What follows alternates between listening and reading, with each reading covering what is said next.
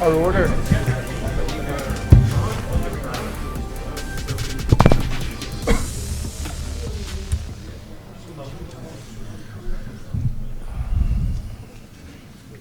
Good afternoon, good evening, ladies and gentlemen. It's bright outside, I'm not used to this. Can everybody hear okay? Can everybody hear at the back, etc.? Excellent, thank you. Welcome to King's Home, and thank you for attending the Gloucester Rugby Fans Forum. Just going to point out the cameras, we are live online, so please don't swear. We'll get shut down very quickly.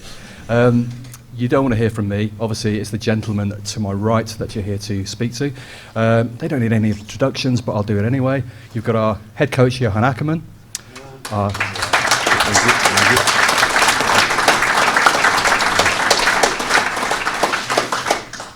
They didn't clap like that when we came here after defeat last time.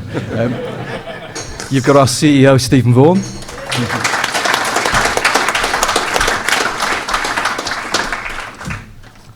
Our owner, Martin and Quinton.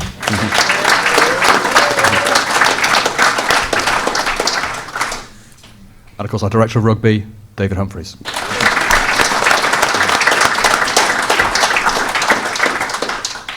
For those of you who've been here before, and I can spot a few familiar faces out there, it's going to be the same format as normal. We're going to give priority to the questions that we can receive from yourselves here on the floor, for you having obviously made the effort to be here tonight in person. We are open to receiving questions on Twitter using the hashtag GlossFansForum, for those of you who are watching online. And we've also received a number of questions in the build-up via email, so we can revert to those if need be. But to get things going, I'm going to ask Martin a question. How happy are you with where we are at the moment? Well, I'm very happy, as you'd expect me to say when we're third in the table and playing such attractive rugby. So, yeah, a very easy question to start with. I'm very happy. Excellent. Okay, we do have Tim with a roving mic, of course. So he's at the back. Do we have anybody in the room who would like to open the questions from the floor? Just raise your hand, and Tim will come across with the microphone. There we go. So, Tim, we've got choice over here, 6 or 7 rows back. Thank you. This is probably to Johan. Johan, how's the injuries going at the moment? Because it's coming to a crucial stage in the season, and our back line was very depleted, but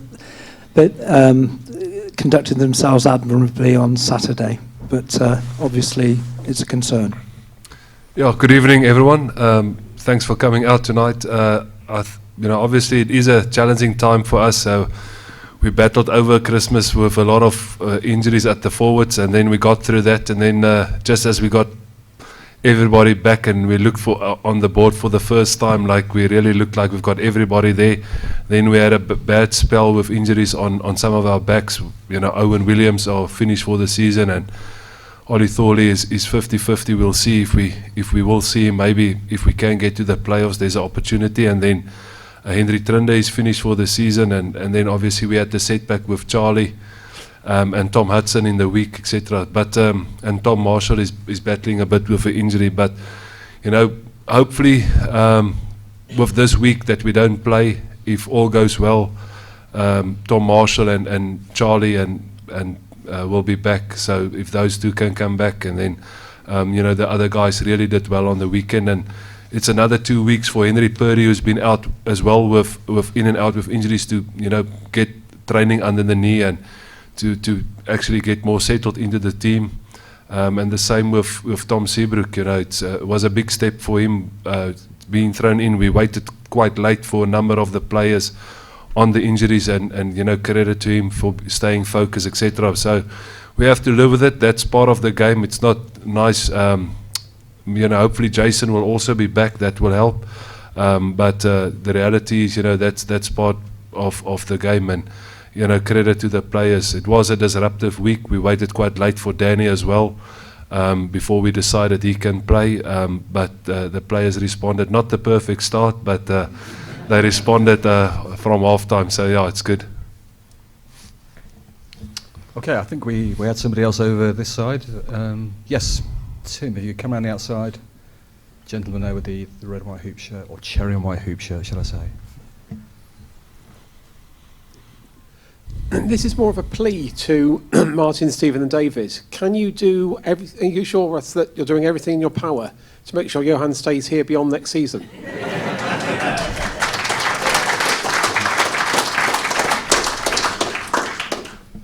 Not related to Johan, are you, by any chance? Yeah, we're working very hard on that, so...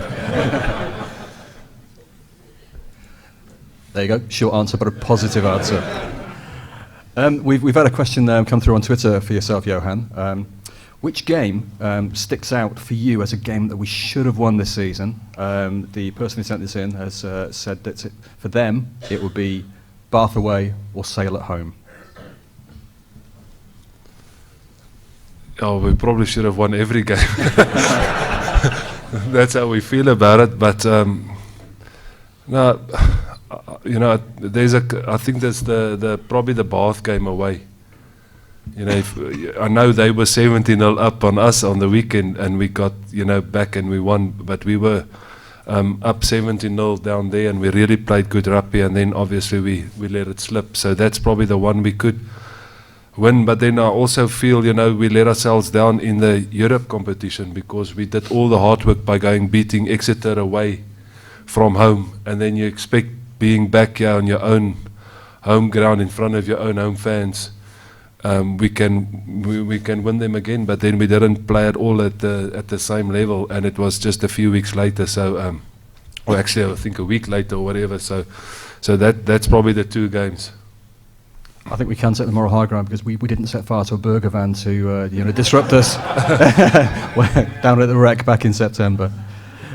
David, one for you on recruitment. How much more, as a director of rugby, how much more difficult is it nowadays to get the right person, to get the right player, not just in terms of their playing ability, but also their character and their ability to fit underneath the salary cap you have to work with? Yeah, good evening, everybody. I think that's probably a question that's in different variants has been raised at almost every fans forum. I think actually this year it's probably a much easier situation than we found ourselves over the last few years. It's easier for two reasons. One, because of the way we're playing, because we're now seen as being a team that competes right at the top of the competition, and players who are ambitious want to be part of a team like that. The second part of it is, and it's something that we've been talking about here for the last 4 years, is really the stability that we have now got in our squad, the continuity that's there. Over the last 4 or 5 years, we've had to change. I think the first year I came in, there were 25 new players. That dropped down, there were 12. This year, there's only 2 or 3 who are going to be coming in. And that's the sign of an established, of a settled team. That's how you build on the success that we've had this year. That ability in pre-season not to have to rewrite everything we do and start again, but only adding 2 or 3 quality players. In terms of overall recruitment this year, or what's still left, we've now spent the salary cap in who we've recruited so far. The one area that we've still got some flexibility around, and that's an area that it might take a little bit longer than the start of the season, is in terms of replacing some of the players that Johan mentioned, with the injuries to Owen Williams, with the injury to Henry Trinder, with the injury to James Hansen. That allows us to bring in players under what's called injury dispensation. So when you spend the salary cap under the regulations, you have another £400,000, which is available to spend for players who are injured for more than 6 months. So we will, over the course of the next few weeks, look to strengthen our squad by bringing in at least 2 players to cover those injuries, and that will give us the depth that we will need if we have an injury situation like we have at the minute. Excellent, thanks, David. Do we have a yes, Tim? Sorry, right down here at the front, Tim. Probably just shout. Yeah. Thank you. This is probably for Martin and Stephen, actually. It relates to the CVC buyout of the shares of Premiership Rugby. Specifically, was what, or if there is any sort of mechanism to prevent other clubs from spending that money, apparent money, on the wages and into the salary cap, and then sort of secondary, and a bit of a cheeky one, is there, or are you able to give us any enlightenment on what plans Gloucester have got with that money?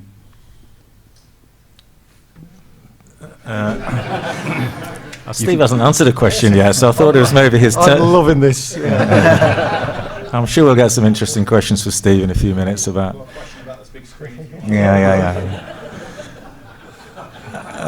Okay, so the CVC. So there was 2-3 questions all rolled into one there. The CVC money. It's written into the agreement. There's 2 answers in relation to players. It's written into the agreement of the investment from CVC that the clubs won't spend any of that money on player wages.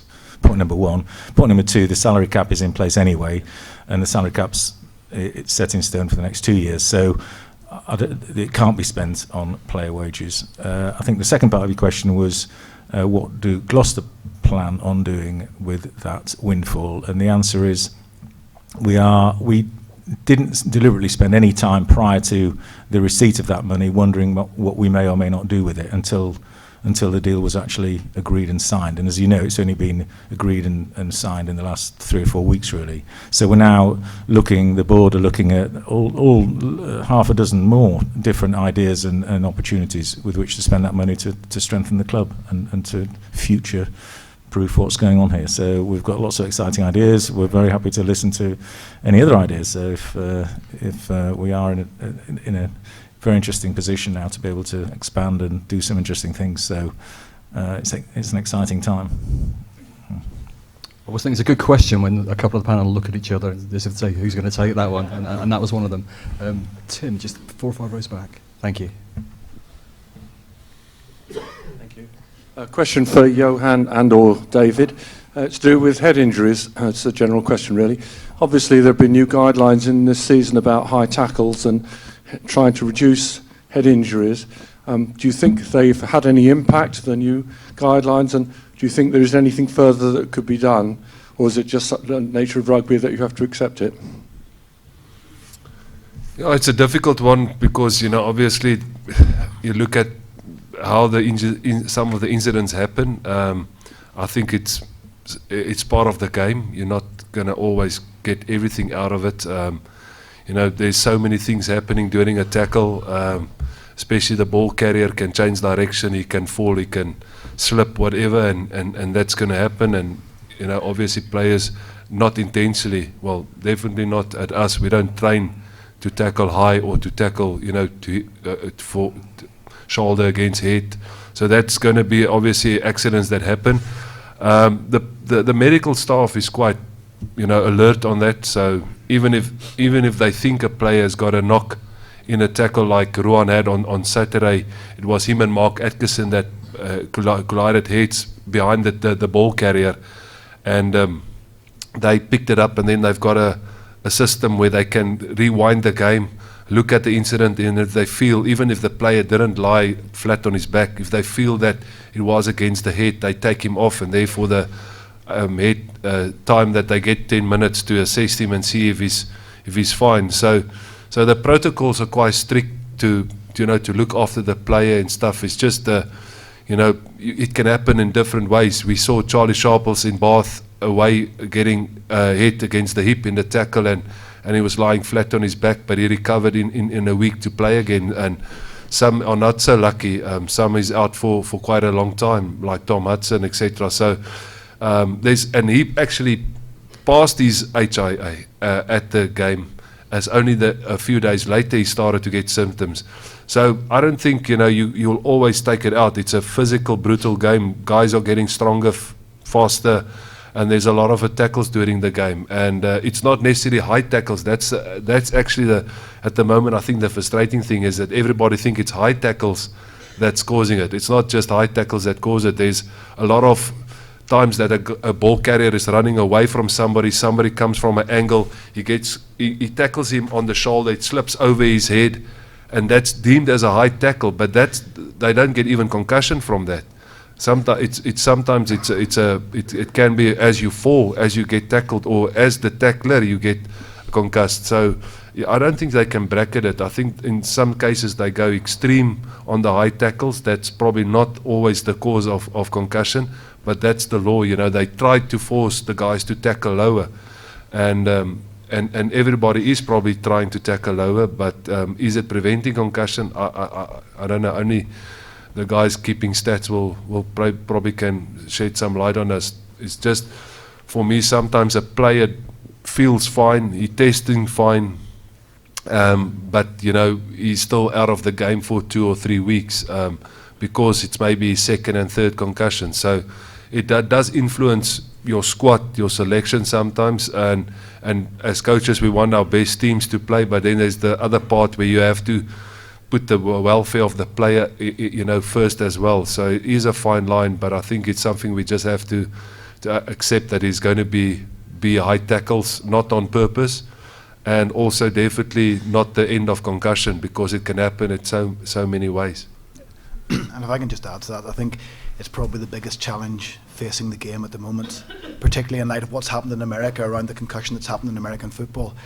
So the big challenge for us is to understand that over the last few years there's been a lot of evidence which has shown how concussions occur. That has resulted in some interpretations by referees trying to bring the tackle height down. As Johan has said, that's not always the cause of it, but statistically that is where the biggest number of concussions have come from. The reaction to that has been rugby's going soft. I think all of us involved in the game understand that rugby hasn't gone soft, but we have a responsibility to everybody who's playing, whether it's children, right up to the players that we have on the pitch, the player welfare, so that in 30, 40 years, people aren't suffering some of the consequences that perhaps they have done in American football. And what PRL are bringing in now for next year is that at the minute, as Johan has explained to you, we have our own medical person sitting on the sideline who's looking for potential concussions and have the ability to take players off for the HIA. PRL, to try and take control of that, are now appointing an independent match day doctor who will come along, as does the referee, and they will be responsible for looking at both teams to make sure that we're ensure that we're following all the protocols and making sure that we're giving the players the best level of medical care and support that we can around what is a very difficult issue to solve.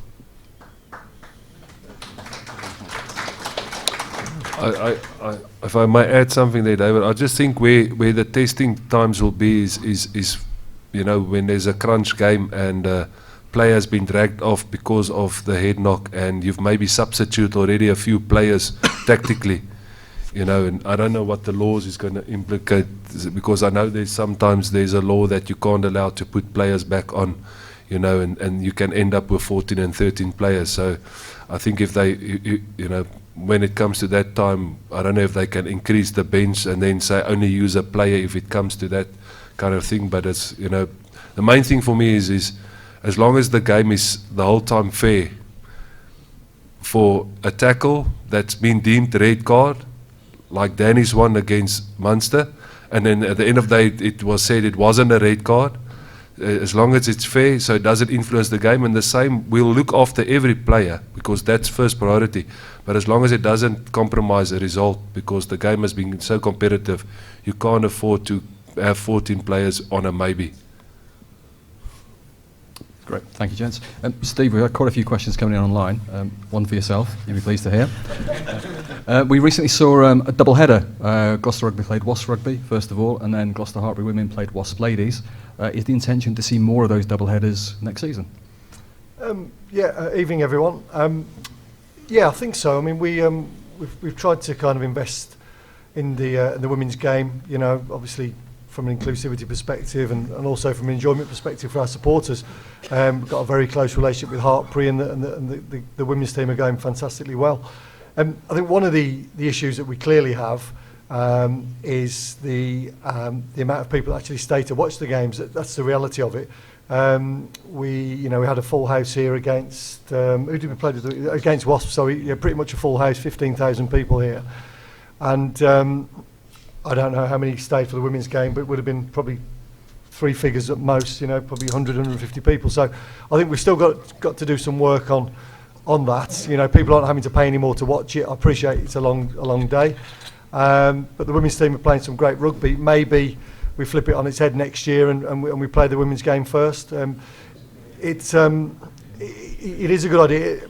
It does add one or two complications around obviously the first team and changing facilities and getting people in and out and obviously if the guys need to warm up for an hour beforehand, so it might be a fairly early kick-off, but I think the people that get in the shed about 3 days before, it will give them something to do. So so we will do it. We actually tried to get 3 games here this year, but the Tyrrell's Premiership, the women's, they couldn't get the games to match up. But we're fully supportive of the women. The coaches, players are all out there coaching and helping the women's team as well now, as much as we can. So it is something we'd like to do more of. Great answer, thanks, Steve. Do we have a question from the floor? Tim, take your pick. Of course. One of the problems with extra games is I'm not seeing the advertising for it. I didn't know. Sorry, Tim, do you want to give this guy a microphone? Cheers. One of the problems with these extra games is we're not seeing any advertising anywhere for them. You've got the under-18s internationals here on Sunday. The only place I've seen any advertising for that was in the toilet over at Teague's. There's nothing online anywhere. I'm not seeing anything in any of the media or any of the papers anywhere for any of these extra games.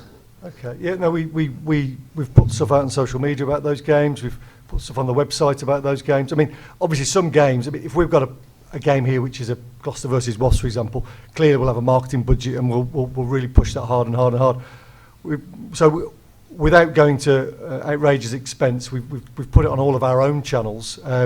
I didn't know it was in Teague's toilets. I hope someone didn't scribble that on the back of the toilet in a marker pen. I mean, if I could just ask you, all of our social media channels and website, we'll always put all of those games on. And there does come a point, we've got a military game here in a couple of weeks. We've got the Six Nations games here this week. On top of that, we'll have concerts, and we've got the Combination Cup game here. There's so much that goes on here. Being absolutely honest with you, we'll always put all of those things on our channels, but I can't justify spending money in terms of above-the-line marketing for all of those games as well as our games, because obviously our bread and butter is what it is. But appreciate your point, and obviously we'll take notes on that if there's anything more that we can do. But clearly, we would never try not to tell anybody about those fixtures. And it's for anybody that's out there that's not subscribed to our email marketing or opted out of the GDPR, then if you can get yourself back in on it, you won't miss out on anything. But appreciate your feedback. Okay, thank you, Tim. There was a sea of hands over here. Thank you. Hopefully my voice will last after shouting like hell on Saturday afternoon. One for Johan. An observation first of all, and then a question. I'm a journalist, and it's quite clear from my colleagues in the media that they consider Gloucester's third place showing at the moment to be something of an aberration. We're there by default or through the faults and failings of other teams. It irritates the hell out of me. I just wondered whether it irritates you that your players and your performances aren't getting the due recognition they deserve, or perhaps whether you prefer to fly under the media radar. Oh, I love it. They must leave us out. Leave us out. It's good. I don't like write-ups about us. It's because it's not about us. It's about just what we do and what we control internally. And we haven't achieved anything yet, so it's good that they don't say too much about us. I'm actually surprised. I'm surprised about that because we do, to Johan's point, we rather fly under the radar. But I actually think the media have been quite gushing about us. Do you think so? Yeah. I mean, I watch the Channel 5 highlights. I watch BT Sport, and we are an afterthought most of the time. I think at the beginning of the season that there were a couple of pundits who did go for us as a top 4 choice when you saw the likes of the rugby paper, etc. But I have noticed in recent weeks, obviously we read a lot of papers, we listen to a lot of podcasts. There's a few pundits out there now saying, "Oh yeah, I always pick Gloucester for top 4," and I think there may have been a slight swing of opinion in the last few weeks. Do we have another question from the floor? Tim, just your right there. Are the club looking for any additional partners, print scaffolders or whatever still? Sorry, repeat that. Did you say, are we looking for any partners? Additional partners, whether they be French scaffolders or whoever they might come from. Do you own a scaffolding company by any chance? No, you can have my 4 and 7 whenever you like. We're always looking for new partners. Yeah, of course. I mean, Adam Benson, our Chief Commercial Officer, is at the back there. So if anybody wants to have a conversation with him, yeah, of course we are. We have a lot of partners already, some fantastic partners who you'll probably know already at the club. But absolutely, as a commercial entity, if anybody's got any suggestions to work with us commercially, and of course we are, absolutely. Just get in touch. I think the gentleman's question relates to investing in the club as a shareholder. Yeah, big shareholders. I thought you said scaffolding. Yeah, he did. Altrad. Oh. He's dead to me now. When you talk about scaffolding, I think about Ben Morgan, so I apologise. Sorry, Martin. Number 8 scaffolding, but other companies are available. Johan, we've had a question from John Campbell on Twitter, who said that the team has showed some great mental resilience in quite a few games this season. What has given them this resilience? What do you base that upon? I don't think there's one simple answer to that. It's stuff that we obviously, as not just trained, but talked about a lot. The things that we control, and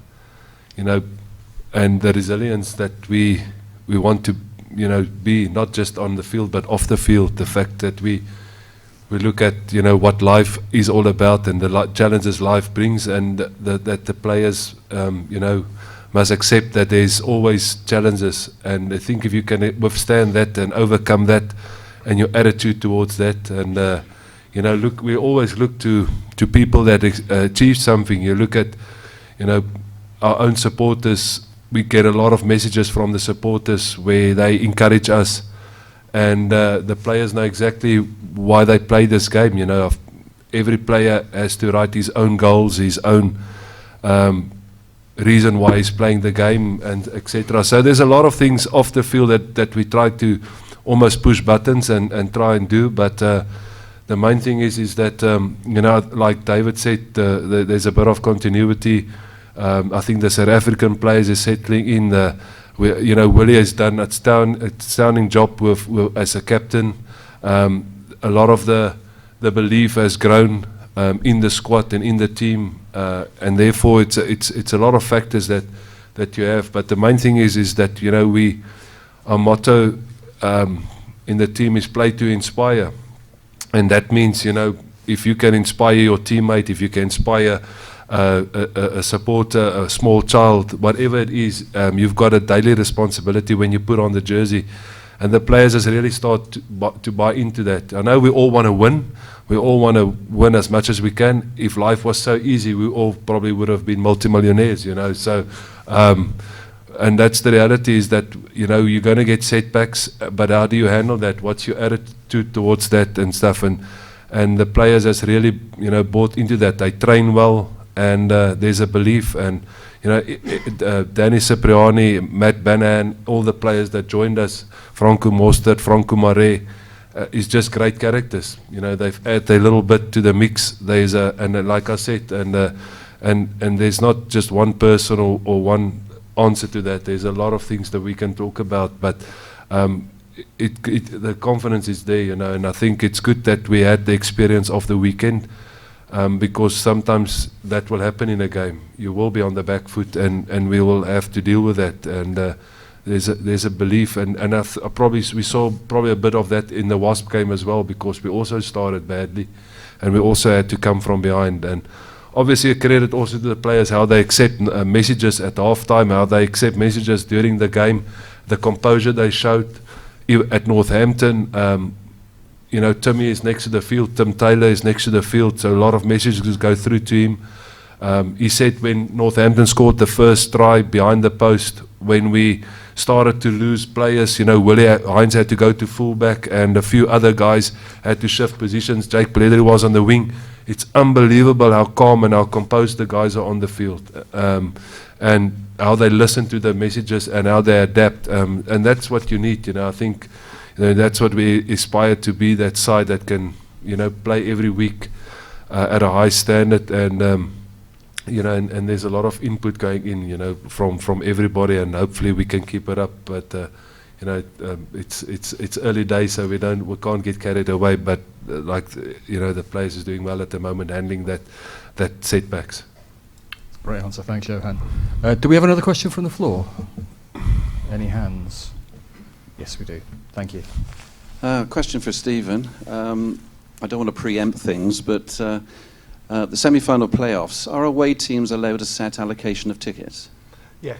Yes. So, in fact, Exeter have already gone on sale with their own home tickets. But yes, there's a percentage. I can't remember the percentage, but it's 10-20% of tickets. So there's absolutely a set allocation for away supporters. So yeah, should we get an away semi-final, then yeah, there's definitely tickets there for Gloucester supporters.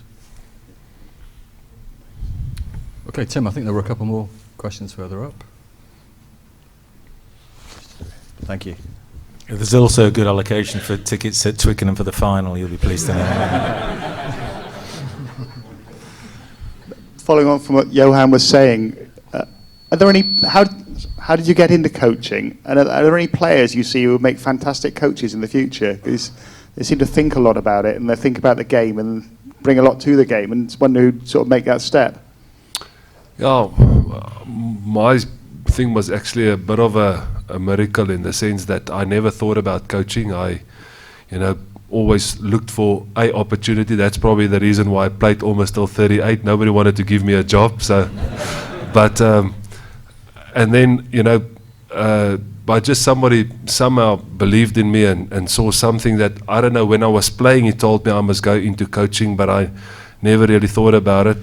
That's Dick Meir, and finished my career. Started to working at a company, and then my phone was rang, and it was Dick said he's going to be the coach at the Lions, and he wants me to be his assistant coach. And I took the chance. I resigned, and I went and been his assistant. Then obviously John Mitchell took over, and he said he wants me to stay on as his assistant. And then when he left, and I got the opportunity. So it was just by chance that somebody saw something in, I don't know with who I am or what I think, but he wanted to give me that opportunity. And I see that the same to your answer in some of the players.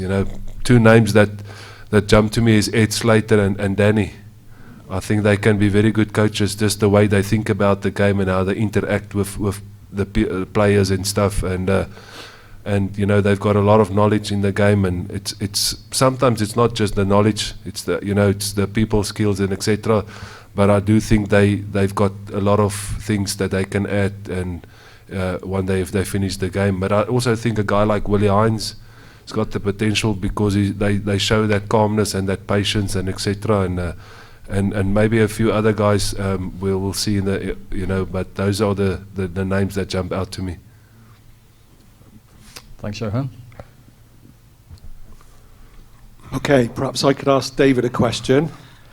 I think Premiership finals are a serious proposition. Hopefully they will be. What have Gloucester, do you think, got to do to knock Saracens or Exeter off their perch?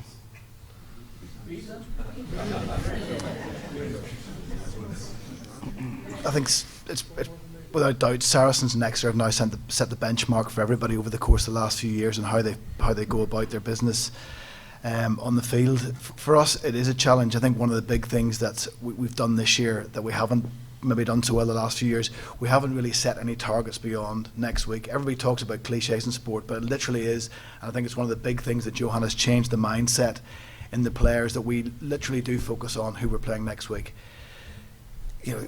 If we had looked beyond that when we lost 5 games in a row around Christmas, there would have been a lot of panic. There wasn't panic. It was about getting ourselves ready, taking the break after that European game against Castor, which we lost. We got ourselves ready for this next run of Premiership games. So we're very much we're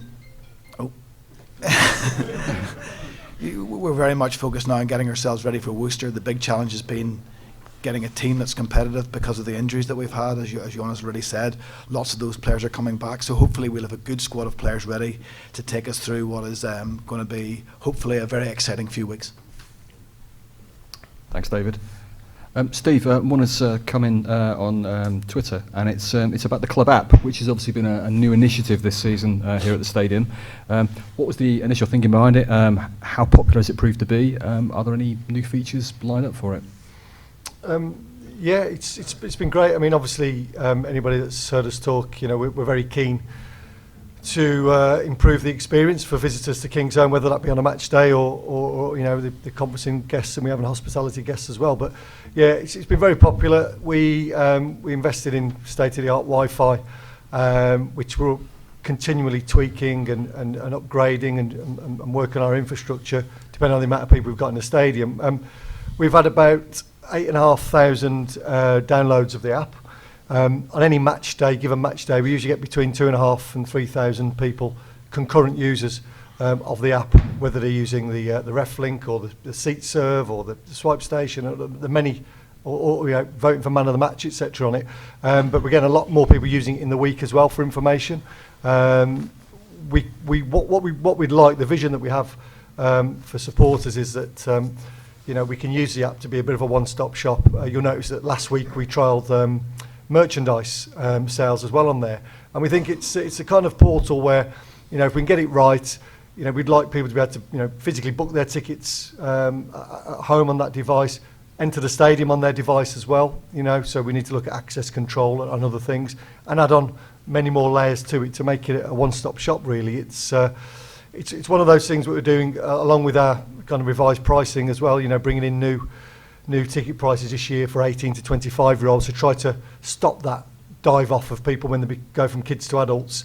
That's been really popular as well this year. So it's one of a number of things that we're trying to do as an initiative to engage people more on a match day, make them feel more involved. Our users keep going up and up and up. And yeah, it's something that we're going to try and invest in the future as well. Okay, thanks, Steve. Do we have another question from the floor? Tim, there's a gentleman over here. Thank you. Question for David and for Johan. To what extent has the new pitch come up to your hopes and expectations for an improved playing surface? For me, it's the one thing that the players, from the day that I arrived here, the players talked about improving the pitch. It was something we've talked about for a number of years, and I think you've seen over the course of the last 12 months, the way we've played, the ability to come here and train, that's definitely helped us prepare for big games. And you know, the style of play that we're trying to play, I think the pitch is absolutely necessary. The one thing people enjoy the way we're playing, but I think when you step back a little bit, the successful teams in the Premiership over the course of the last few seasons have had a massive pack. And when you talk about a massive pack, sometimes you wouldn't always associate it with a pitch like that. Some people would say we might have been better on a slower pitch. But I think with the pack that we've now built, together with the half-backs and the threats that we have out wide, I think the combination of this team plus the pitch has made us a very difficult team to play against.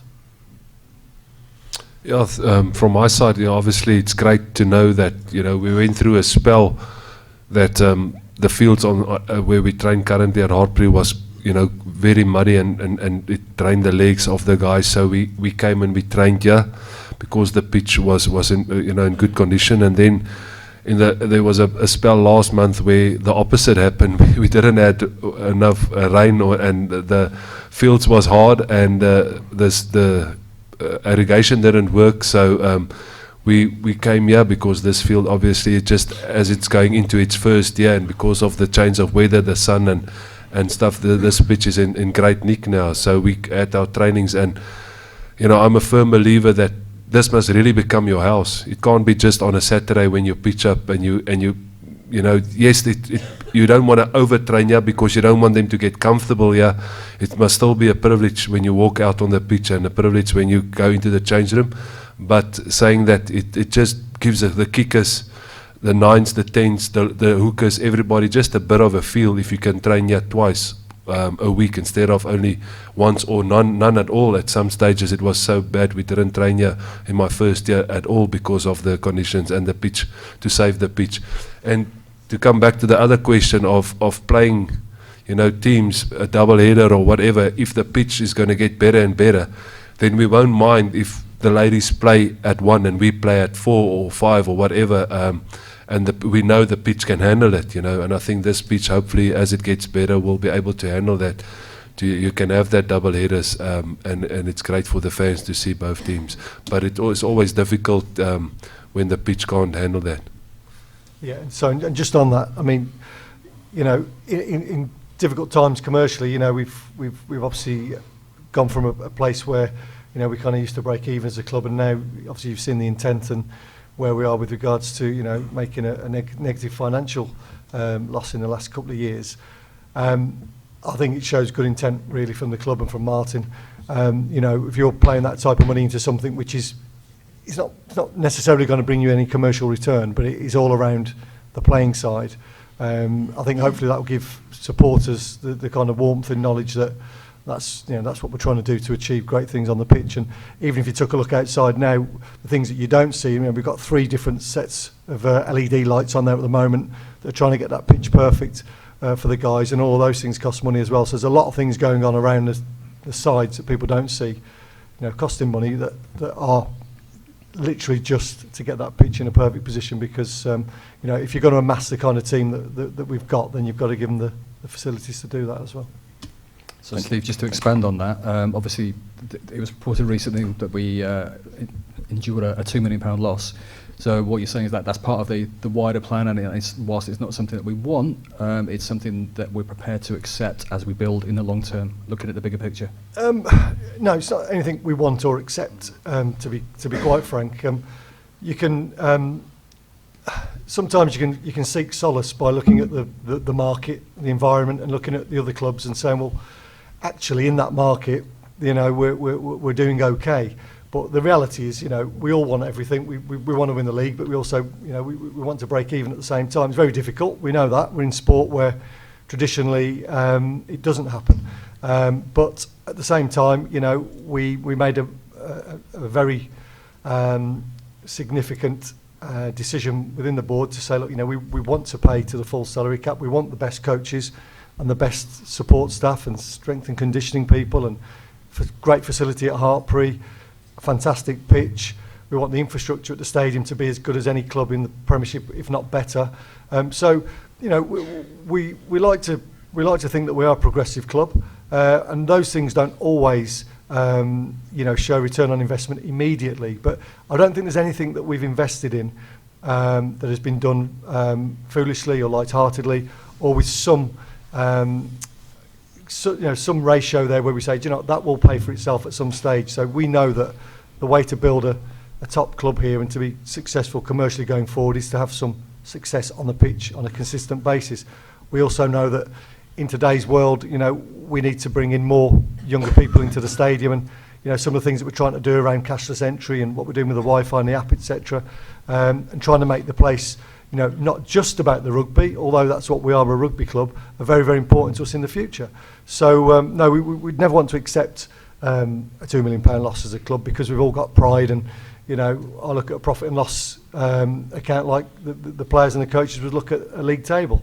But there is an element there of investing in the future, and as Martin said, future-proofing the club going forward. And I'd like to think that, you know, besides that, in our environment, we're doing well in the market. However, you know, I certainly don't want as chief executive to keep wearing those types of losses in future.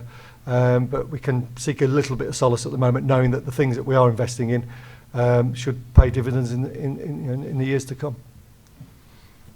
So with that investment in mind and Johan's desire to make Kingsholm a home and a fortress, we've had a question come in via email. Has there ever been any thought to taking a game to a Twickenham or a Wembley, much the same as Bath and Wasps and Saracens have done, and Quinns have done in recent times? Yeah, we have looked at it. Yeah, we absolutely looked at it. And you know, if again going, you know, the reality is, you know, we want to be commercially viable as an organisation, and you know, Bath have grown their game, I think, from 40,000 to 50,000 to 60,000, wherever it was, and they made a good go of it this year. Harlequins obviously have a very good geographical advantage with being, you know, a 5 iron from Twickenham. And I mean, the model's a tough one. I know Bath, it's not commercially viable for them at the moment, but they're looking at the future. I think what we'd like to do at this club, and sometimes it's about gut feel, and it's my gut feel and the board's gut feel.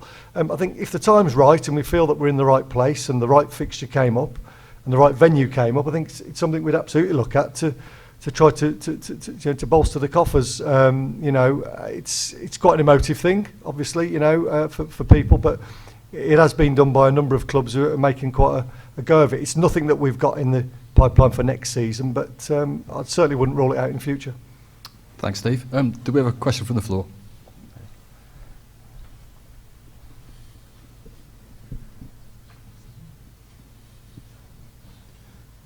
Stephen, just you were talking about multi-use of the pitch, which is fantastic with the ladies' team and so on. Will you be dictated to somewhat by television, who pays a lot of money?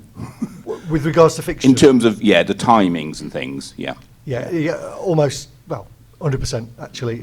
So the way that... No more than that, just 100%. Just 100%. Can I be categoric enough? I mean, for those that don't know, the way that it works, we have a wonderful deal, a television deal, which gets split equally to the clubs, and as part of that, the quid pro quo is there are 3 games of a weekend in the Gallagher Premiership, one at 7:45 on a Friday, one on a Saturday, one on a Sunday, and effectively, we can request, so for your information, our request is to always be at 3 o'clock on a Saturday.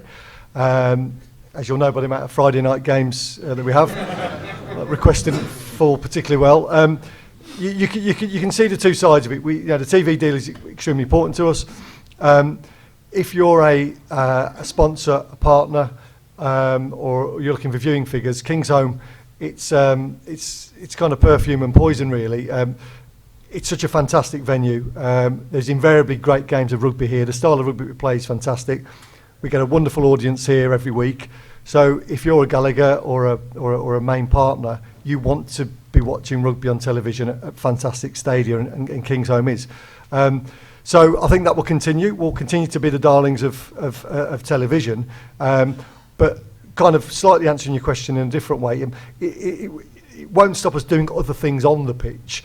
We just have to work around the season. So, for example, when the season finishes here, assuming we don't get a home semi-final in the Gallagher Premiership, we've got 5 or 6 weeks of the season which we're going to be, renting the pitch effectively to companies and corporates and other people to use the pitch to try and commercialise that and help as much as we can from that perspective. We've obviously got concerts that we're going to try and keep doing annually, and we've got another a host of ideas that we'd like to do as well. So when we can find the right times in the season to use the pitch, we will. We'll never do it to jeopardise the playing surface, but we do get 2 or 3 week gaps at times.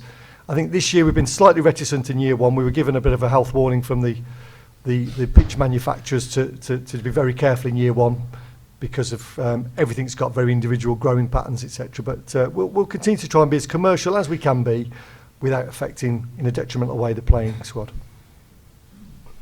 Thank you, Steve. Do we have another question from the floor?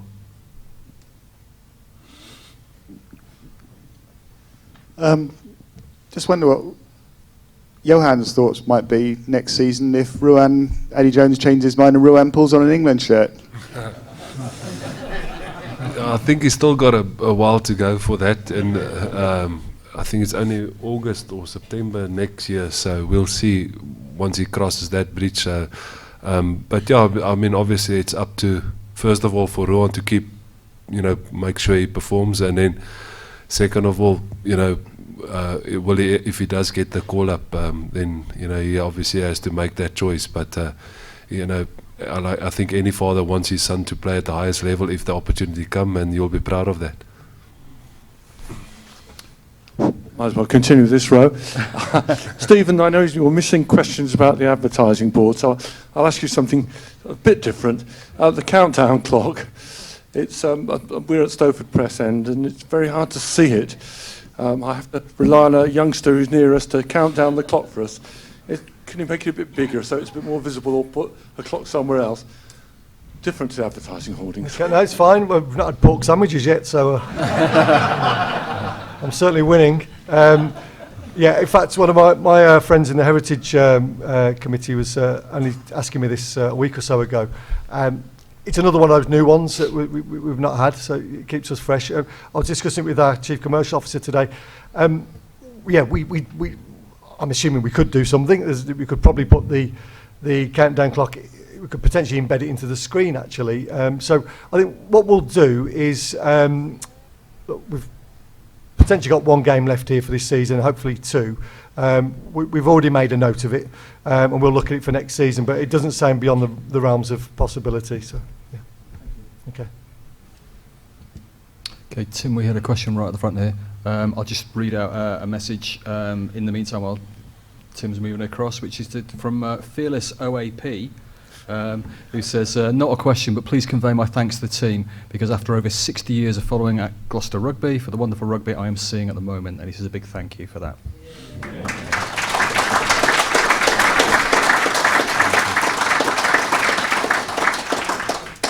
Over to you. Again, for probably Johan and David, what more do you think the likes of Danny Cipriani, Ben Morgan, Fraser Balmain need to do for Eddie Jones to suddenly realise that it might be worth being in the England squad? I want to thank Fearless for 60 years of support. Yeah, I mean, you know, I've been a little bit in a situation like that, for, you know, being dropped after a winning test match and never see a test side again. But it's a difficult one because not so much, because you get your squad as the salary cap can allow a certain amount of players and you work with them. And if like we saw on the weekend, if you haven't got anybody, you probably go to the academy and you trust that one of those young boys will grab the opportunity. But back in South Africa, you have to announce a 35-man squad, send up a 35-man squad to Zanzibar for the Super Rugby, and you have to do it by the 31st of January because our pre-season is over November, December, January. So your squad is 50, 60, 70 at some stage, and then you start cutting as the weeks progress, and then you maybe have a warm-up game and a trial game, and then you cut. And that's actually how Johan got his first opportunity, where I had to choose between him that's 20 years old and an older guy, and you know, we felt he's doing the right things, and we're in the process of building and getting the team ready, and we went for the younger guy. And then obviously you don't lose that guy, just go play in the league below, but you know, if anything happened, you can draw him in. So but the tough thing is your hookers, your 10s, and your combination of your locks, back rowers, etc. In that 35, you take, unless there's a serious injuries and you can prove it, you can't bring somebody in. So if once you've named him, you have to deal with it. So do you go with 3 10s, you know, and 3 wingers, and do you go with 16 or 18 backs and 18 forwards and 16 backs or whatever, and it's all up to you as the coach. You can decide. And even if you go on tour, if you go for 4 weeks on tour, you're only allowed to take 25 players. And that 3 players, one will definitely be a prop, one will be a forward, and one will be a back. And then you take a gamble. You sometimes don't take a third hooker. You take 5 props with hoping that one prop can play hooker. If on a Saturday morning you stand up and the hooker says, I've got flu, I can't play, or whatever the case is. So I think Eddie, you know, has had a few years now to build a squad, and now he's sitting and they're going to announce in just over a month time a 35-man squad, and he's probably has looked at at who can play where and who's versatile to cover what positions. And then there's the chemistry in the team. You know, is Farrell and Ford is the 2 10s, and if I have a third 10, I have to run the play 3 times in a row in a training session, because you can't let the 2 10s run the play and never let the other 10 get a run. So you have to calculate that in your training times. It's the same if you go with 3 9s. Who trains, who doesn't train? How do you make sure that guy is not the best? Because I think in your 35, you've got a few weeks to basically, unless you know, very good, you can say this is my starting 15, and the other guys is just fighting for the bench. But sometimes there's even 2 guys that you're uncertain who's going to start the first game. What's the strength of that team? What's the strength of that? So to answer your question, we know Danny is playing well. We know Ben Morgan is playing well. We know, you know, all the guys you've mentioned is playing good rugby. The question now is out of our hands. Is that coach and coaching staff has got a certain style they play, a certain time that they've invested in those players, and they must make the choice. Is the player that they're going to select now 3, 4, 5 months before World Cup, way better, and we leave everything that we invested in that guy defensively, attacking-wise, mentally, physically, gym-wise, that they've worked on. We leave everything and we just bring in this new guy, and then hoping that that new guy is going to adapt not to Gloucester style, to England style, and play like they want them to play. You know, and that's the questions that only they can answer. So the advice that I said to Danny, that I said to Ben, and everybody that we think can play for England, is if you make sure your side is clean, keep performing, keep playing, people will see, everybody will notice, and then it's up to you know, obviously to England and the selectors there to make a choice. But the reality is, if you don't play well, you won't put yourself in that position. And things can change through injury, you know, and what if you don't perform and then you're not the next guy? You think you are the next guy, but they jump to somebody else because you're not performing. You know, and then there's a lot of questions about personality. Is the personalities fitting in? And there's a lot of things, and only obviously Eddie and his staff can answer what players of Gloucester can really make a difference for England, and then they must decide everything that we invested in them, do we push that aside for this new player?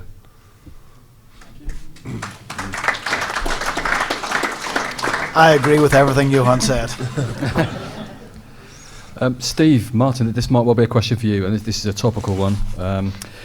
It's come in by email from Ian, and he said that a few years ago the issue of salary cap breaches came up.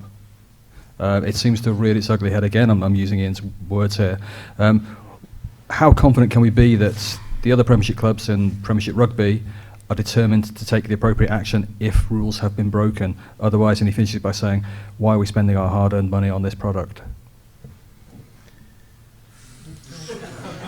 That took the air out of the room, didn't it? Well, I think you can be. It's a very good question, and I think you can be absolutely certain that the clubs will be extremely determined to make sure justice is done if one or more of the teams are found to be in breach of the salary cap rules. There's a very, very strong determination amongst all the other chairmen and owners that they want to get to the bottom of this, and if somebody has been cheating, that they face the punishments. Yeah. Okay, do we have a question from the floor to line the mood slightly? Thanks, Tim.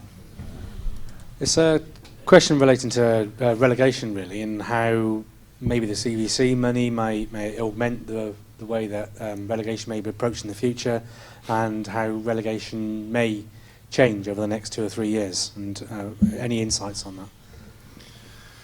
Yes, there's quite a strong feeling now that the Premiership should probably go to 13 clubs, because there are 13 actually members of PRL, and they've all received an equal amount of the CVC distributions. So there's quite a strong feeling now that the Premiership would be better served with 13 teams in it. It's then a question of working out whether or not there is promotion and relegation, and if there is promotion and relegation, I personally believe there should be promotion and relegation. I think it's good for the sport. And it's then really a question of deciding how that relegation and promotion is decided. So it could be, as it is now, the bottom team goes down and the top team in the championship comes up. I don't think is very sustainable, to be honest. I think it's more likely to go to probably a 2-leg playoff, a home and away, between the bottom team in the Premiership and the top team in the Championship, providing that team in the Championship qualifies through the minimum standards, whereby you have to have a certain size stadium and a certain size academy and a whole host of minimum standards. But that's the way the thinking is now. Okay, thanks, Martin. I think we had another question over there, Tim. Thank you.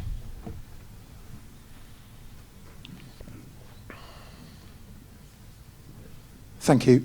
First of all, can I thank everybody really for a fantastic season so far. I've thoroughly enjoyed it. The style has been as good as I can remember it, and I've been supporting the club for an awful long time, so thank you very much. My question is about the relentless nature of the Premiership, and we all know that in any given day anybody can beat anybody. And add to that, you know, if you're going to take a good tilt at Europe or something like that, then it's really just, do we set a goal which incorporates all those things, or is it the Premiership and an add-on of Europe? How do you go about setting your goals? I'm thinking particularly about somebody like Newcastle last year, overachieved, and you know, that's probably cost them quite significantly this year in the way in which their results have played out. But I'm just interested to know how you go about assessing those things, knowing that really in terms of Premiership clubs, only Saracens really have been able to make a go of it in Europe on a regular basis. I'll be trying to first. We'll probably all come at it from maybe a slightly different angle. So, from my experience in the Pro 14 as it is now, it's a very different mindset exactly for what you said, because of the relentless nature of this competition. So for me, before you can really start talking about being a top club in Europe, you've got to establish yourself towards the top of the Premiership. The problem with that is over the last 3 or 4 years, there's been quite a turnover of who the clubs are, 3rd to 6th. 1 and 2, Saracens, as we said earlier, Saracens and Exeter have established themselves with the squad that can compete. Exeter probably not as far along as Saracens are, and that we know we've still got to build that squad depth. That's why when you hear us talk a lot about the academy, the number of players we've got to come through, that we can afford then to build a team that will allow us to compete in both competitions. But for me, from where we've come from, our starting point has to be considering ourselves as one of the top clubs in England before we can look beyond that. Yeah, I think just to add to that, what summed it up for me, we played Munster at home here, and I had a coffee with Johan van Graan, their head coach. And I think that week, particularly David, I think we had 18 injuries, you know, and I don't know who would played the last 3 or 4. We come off the back of a chunk of Premiership games, real blood and thunder games, and attritional, picked up a load of injuries and had a team that we had to pull together for that game. And we were discussing it, and he was very honest, and he said, we've been managing everything about this squad for 8 weeks, all for this game. So they had a full complement of players. Not one of them had a finger laid on them for weeks and weeks, fresh as a daisy. Not one injury in that whole squad. And it was just interesting and symptomatic. There are other issues there, obviously, around the Pro 14 and what the Irish teams would do generally and rest their players. But it was just very interesting to David's point that, you know, it is about establishing ourselves in the bread and butter in the Premiership. But you know, some of those other countries take a very, very different set of priorities towards Europe versus their own league, due to probably the strength of their league versus the Premiership. So it is quite a task actually. In your first year back in the Champions Cup, you know, I thought we had a sniff at it at one stage, didn't we? And but yeah, I just thought that was pretty symptomatic of how some of the other provinces in Ireland would you know, attempt their European campaign versus probably any English club. Yeah, and can I just slightly qualify what I said by saying I believe that when we've got our full strength team available to us, we can compete with anybody. I think we all agree that, but to be able to compete across the course of the season, you've got to have depth, and that's what we're still building. Yeah, if I can add to that, I think it's, if I'm brutally honest with you, I know that's not what Martin and David want to hear, but then 37 players is probably, I don't know how Saracens doing it, you know. I don't know if...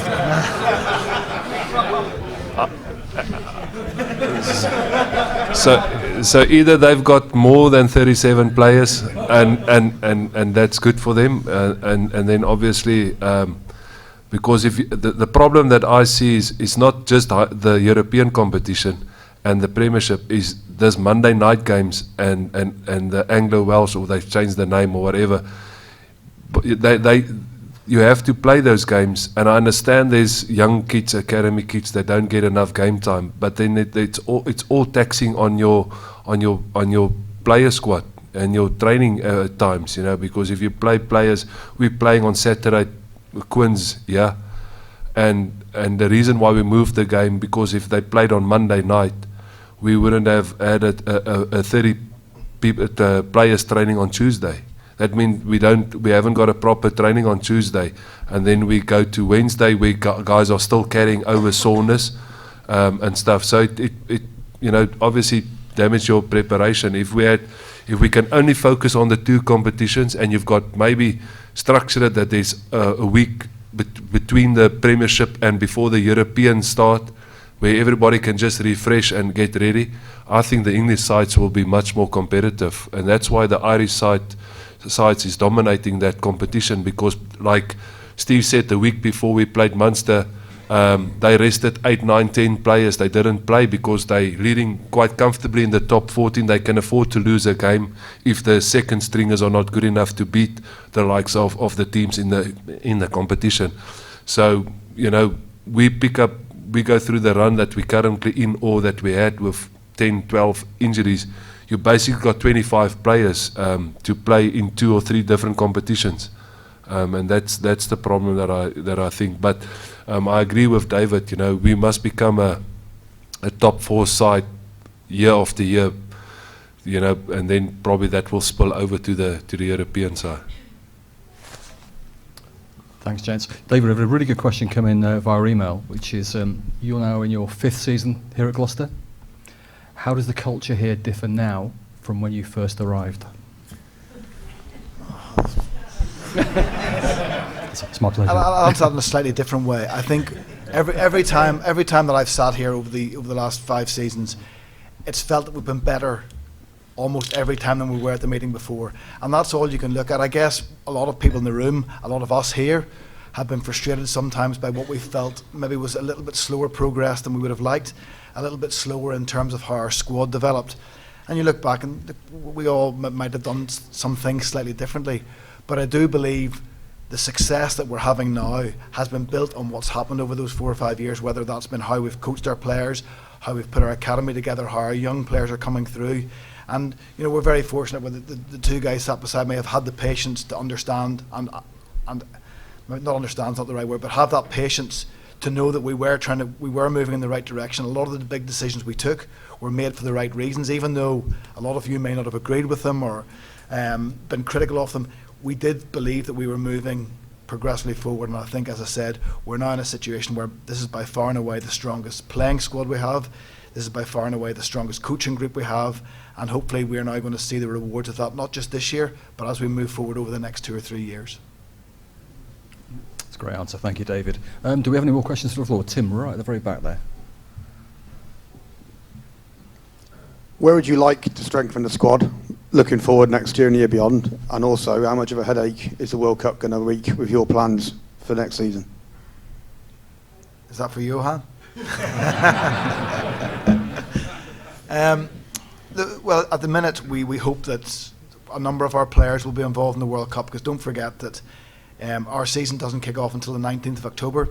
So we will have anybody who's not involved in the quarterfinals back in time for the start of the games. That's probably going to be more of a challenge for teams who have large numbers of representatives who get through to the knockout stages, because potentially a country that gets to the World Cup final, their players could be playing European Cup rugby 2 weeks later. So that's going to be a big challenge for certain clubs if, say, for example, England get as far as that. From our point of view, look, we're always looking to strengthen our squad. The challenge now is, because we spend the salary cap, it's not just a case of going out and trying to say we're going to buy better players. That's not an option. There are probably 2 or 3 aspects to that. One is the coaching that we've got now will make our players better. The more stability that we have, the more the players are used to playing with each other, the team will develop. And then the one we've always talked about, every time we've come here, we've said we have to get the young players coming through our system. They are the ones that will make this club successful. And if you look now at our under-18 team, the number of representatives, not only the fact that we got to the under-18 final for the 2nd consecutive year, but the number of players we have at under-18 level playing representative rugby for I think it's England, Scotland, Wales and Italy. For the same representative who's now come into the under-20s and representing England, we are doing much better at that level. And again, that's reflected in Johan having the confidence to select Louis Rees-Sambit as an 18-year-old still at school on the wing. I know it was forced, but having the confidence that we've seen enough in training and how they've played to be able to do that, I think there's a lot that's going well in that pathway. So it's not an easy answer. We know what our squad is. We know the 2 or 3 areas we would like to strengthen, but that's going to again be the next stage in what we have now in building a very competitive squad. Okay, one for Steve. It's coming via email. It's about the podcast, which I don't know how many of you have listened to it, but there is an official Gloucester Rugby podcast out there featuring our own Mark Atkinson and Ed Slater. It's fantastic entertainment, says the email from Mark Atkinson. Is this an initiative you hope to see continuing beyond the end of the season? Yeah, I think, for those of you that haven't downloaded it, we have a podcast called The Podding Shed, and it's a brilliant insight into the club. So Mark Atkinson and Ed Slater do it. Very, very funny guys. Ed very kind of deadpan, Aki, a bit more obvious and northern, but very, very funny. But they, David's been on there, we've had Dan Tobin on there, Johan's been on there, and you get an insight into the club which you just wouldn't get otherwise. It's completely free of charge, and it's I think it's another one of those things that we're trying to do for the supporters to get inside the club and understand the personalities. Absolutely would love to continue it going forward, and it's again, I think there are a lot of podcasts out there. I don't think there are many club podcasts, so again, it's something that I think we pride ourselves in really, and hopefully any feedback is always welcomed, but getting you to the kind of the main people in the club is kind of the key reason for doing it really. And blatant plug, it's always published first via the Gloucester Rugby app. Correct. There we go, so I got that in. Tim, I've lost Tim. He's at the back. We've got a question right at the front here, Tim. Well, Tim's clocked up some mileage this evening, hasn't he? We're into our last few minutes now, so a handful of questions now. That's a bit of a light-hearted question, really, but who's responsible for that horrible noise before the start of the game that some people call music? Who's responsible for what? Sorry, the horrible noise? The horrible noise, yeah. Some people think they call it music. The young people around us don't even call it music. Do you know what? It's just I thought I'd got away with it this evening. I thought there's no wolf pack, there's no anything else. Again, this is one of those things, isn't it, which some people will love and some people won't like. I think music and entrance and all the rest of it and theatre has been part of sport since the year dot, and I know it won't be to everybody's taste, but I think there'll be people that think that we should just come out to nothing and the roar of the crowd, and there'll be other people that think we should try and do something to shush it up. It's amazing how many of our supporters I speak to when we go to somewhere that really do it well, in those purpose-built stadiums in different parts of the world, and there'll be dancing girls and there'll be music and fire and everything else, and they say, that was fantastic. But so we are trying to get the mixture right. I'm sorry if the music isn't to your taste, I genuinely am. But we go to other grounds and we don't hear a noise like that. Well, okay. I don't think there's a stadium I've been to where they don't play music before people come out, if I'm being absolutely honest with you. But I don't really know what to say. We'll continue to try to create some atmosphere if we can before the game. We don't always have sellouts. Sometimes we'll have a game that's a bit quieter and all the rest of it. And I think the players enjoy a bit of a build-up to it as well. And again, I make no apologies for us reaching out to another audience as well, which is, we have got to try and get as many children as we can, and they're just used to that now. If they're going to watch football, if they're watching things on television, so apologies if it's not to your taste, but I can't or won't lie to you and say that we're not going to have any entertainment or music in future. Okay. Stephen, if you stand in the shed, you can't hear it. Well. And you thought you'd escape that question as well, didn't you?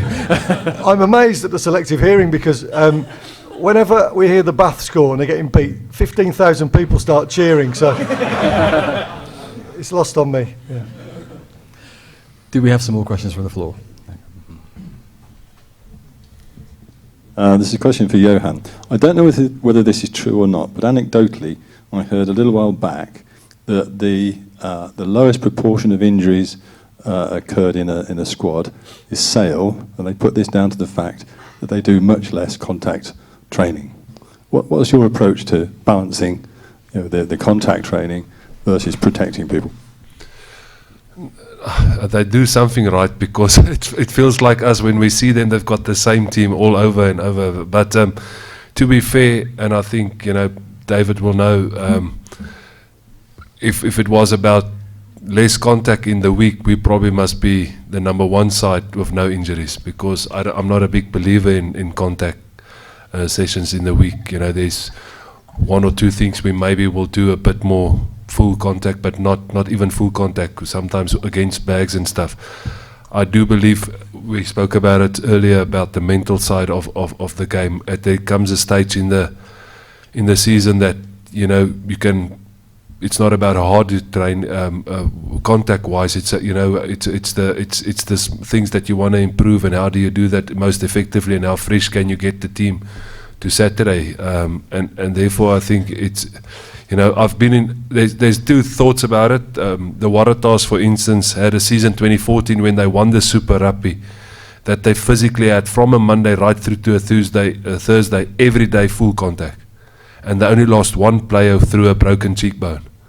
And then there's the other theory where you mix it. You have maybe a Thursday or a Tuesday that's a bit more contact. And we will have early season, we will add those blocks where we had on a Tuesday or a Thursday. We'll tell the boys, okay, boys, there's going to be a 2 or 3 minute or a block of full contact, and that's because we won't know if what we want to train is going to work. If nobody is realistically on the floor or whatever. But the last weeks, I think David will know if he watched the trainings. The last few weeks, we hardly had full contact sessions. Some guys do get carried away on the defensive days, and they maybe do tackle somebody, but it's not to say we told them to do it. Our injuries, if you look at our injuries happen, the way our injuries happen was it felt to me like almost freak things that, it wasn't like full contact. It was, James Hansen torn his Achilles on the pitch by running around the line out. And he ran and he fell down and he thought somebody tripped him. And he couldn't stood up, and then it was a snapped Achilles, And same with Henry Trinder, we played a touch rugby. So why these things happen, we'll obviously investigate and see how we can improve that. And so we don't get these injuries, but some of them are just, I think a lot of our injuries happen in games, obviously, but we're constantly going to keep looking where we can improve that and get better in that. Thank you. Okay, do we have any more questions from the floor? We've got time for a couple more, I think.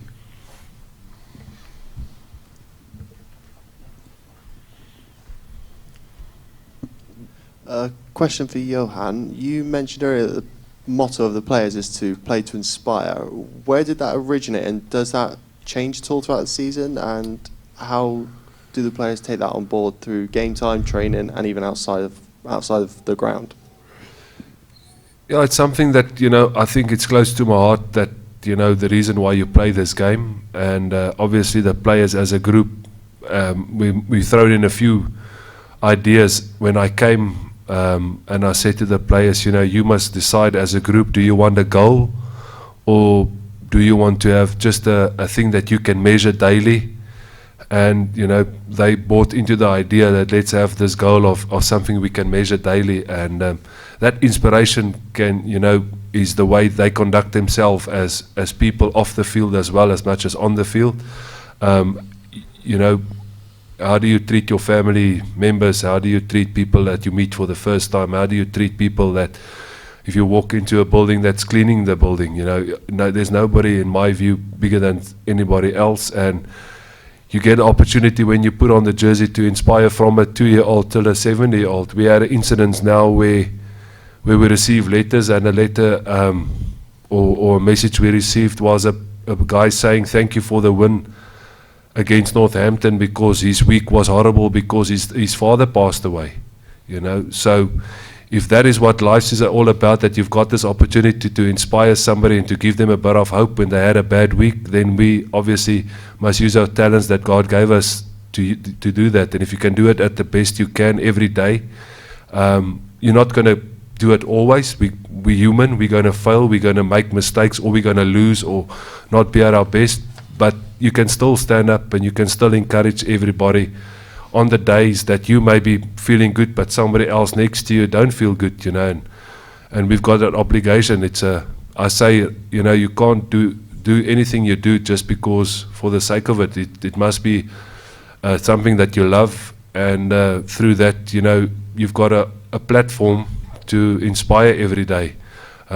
And that's the players has really bought into that, you know, and we really, if we lose, feel that we not just let ourselves down, but that we let our families down and also our supporters, and that's why the guys are so driven to fix it. And like I said, we don't know sometimes how long, you know, everybody of us go through challenging things, and we don't know how long it's going to last, but what do we learn from that? What do we learn from the loss, and how are we going to fight back to get back to the top of it, you know, and everybody, especially the leaders in the team, you know, and not just the team, the management, yeah, at Gloucester, even the chef, everybody is just the inspiration every day, because they try to be the best they can and see where they can try and lift somebody, and that's all we can do as a organization, you know, and hopefully we can spread that kindness and love for our supporters and the people that we ever meet.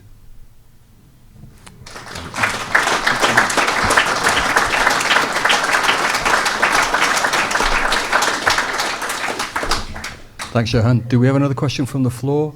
If not, I've got a question about hot pot rolls for you, Steve, via email. But no. Oh no, you're off the hook. There's one down there. So just talking about that love for supporters, it takes something among the fan base to bring a fan over from South Africa for a game, but he's disappeared. So how is Anton? Well, I think he's so spoiled, he probably had to have a break now. I just can thank everybody that's involved, and thank for the Gloucester supporters to make a fellow South African so welcome, you know. We met him obviously on Friday, and he and his sister obviously was nice to talk a bit of Afrikaans, and they couldn't be, you know, more thankful and grateful for what has happened.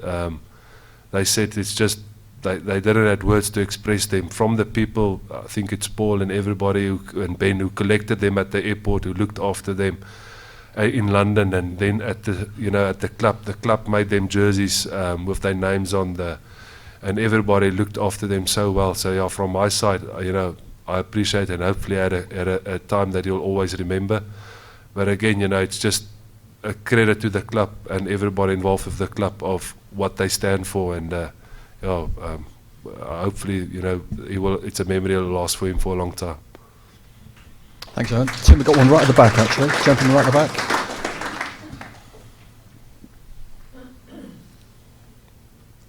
Yeah, just off the back of that, what about Anton? I don't suppose you know anyone in South Africa that wants to do the same for me for the Lions tour in 2021? I can make a few phone calls, but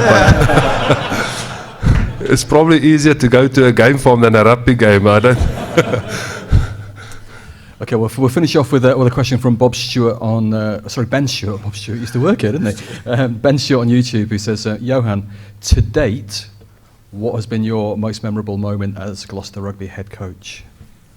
Sure, that's a difficult question from, is it Ben? Ben. Obviously, the games that we come from behind will always be special because it takes a lot of effort, and it's nice to get that feeling. So, I would say those games stood out, and I think it's difficult. I think my heart for the team is obviously to do well, and I told the players the other day, if we keep that hunger to be coachable, if we never get bigger than the game, even if we do well, and you're always willing to learn and always willing to serve your teammates and be there for them. And that's what I see in the guys' eyes. They unselfish team. They're willing to work hard, and that probably gives me the most satisfaction. That's the reason why I came. When I met David and Martin, I felt the Lions is in a good place, and what I could hear from them is that's what I will get here. When I come here, I will get players that is willing to work hard and to really want to perform. And like David said, we're starting to see that in the squad, and the management is great to work with and everybody. So And that's all as a head coach you can ask for, is for people to start believing in the things that you want to do and start changing the culture and start believing and make a place an enjoyable place to be, and it starts from the top and it ends with whoever, we've got the best guys. We've got Sean looking after the players so well, and then you've got the nutritionist and the chef and everybody. So it's not just one man. So that's the special things for me at the moment, the way the Gloucester fans and the people come out to support the team, and how the team, embraces my stuff and the things that we wanted to change. And then obviously those victories, like this year specifically, we had, I think, the first win in a long time at Northampton away. We had this week, the first week against Bath in a few seasons here. We had a Wasp double, winning them there, and for a long time. We had Exeter away, from home. So there's a lot of highlights that stand out, but obviously the job is not done. We want to keep improving, and it's all just grace. I just want to thank God as well, for blessing us and giving us all, because to me, team selection is not easy. I don't like to tell players they're not playing, and obviously that's the horrible part from coaching, and you need players to buy into that. And all the players that hasn't been selected has been tremendous in their attitude. They still, obviously they're disappointed, and they will come and challenge you and say, why am I not selected? But then they support the team 100%. And if we can have that mindset, that we support each other regardless, then it's a great place, and that's why I'm enjoying it so much at the moment. I think that's a fantastic note upon which to end.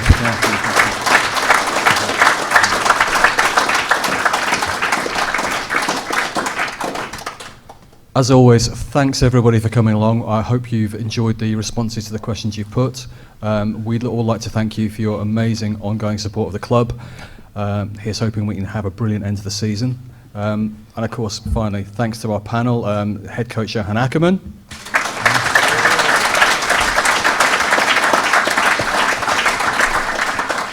CEO Stephen Vaughan.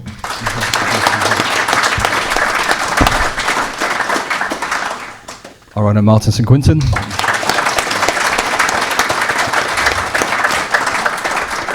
And of course, Director of Rugby David Humphreys.